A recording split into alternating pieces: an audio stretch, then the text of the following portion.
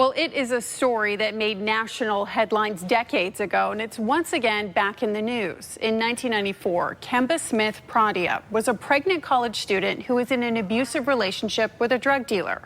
Although she had no prior criminal record and she never used or sold drugs, Kemba was eventually convicted of conspiracy and sentenced to more than 24 years in prison without the possibility for parole. Her journey included a stop in Oklahoma where she spent time in a federal transfer center. She was eventually pardoned by former President Bill Clinton, but her case exposed federal mandatory sentencing standards that some deemed as controversial.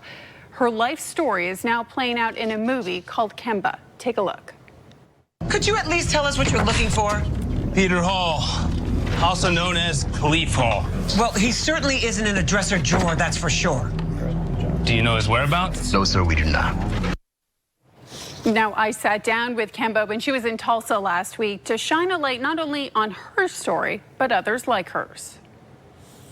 I want young people to understand how easy it is to get caught up and understand the choices, the consequences of their choices, and to prevent the school-to-prison pipeline. Kemba Smith Pradia has been on a mission since being released from prison in 2000, 6 years into her 24-year sentence. I think because there were so many organizations that rallied for my freedom, and when I walked off of the prison yard and I came home, I had a sense of survivor's guilt because I knew that my story wasn't a unique one and that there were other people that deserved to come home too. Her goal by sharing her lived experience is to bring understanding. I was a young, vulnerable college student that got caught up in this relationship, and at the time, Black women were the fastest growing population within prison, and I just really think my 86-year-old judge, when he sentenced me and there was expert testimony regarding the domestic violence and abuse,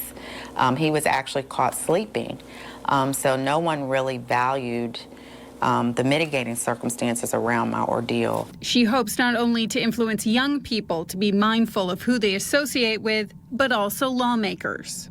The more we humanize stories and share these stories and allow ourselves to be vulnerable, because it's not something that, I'm proud of with the movie, but I try to take myself out of the equation because there's some very traumatic scenes that are in the movie, and hoping that other people can learn from my vulnerability and sharing my experience.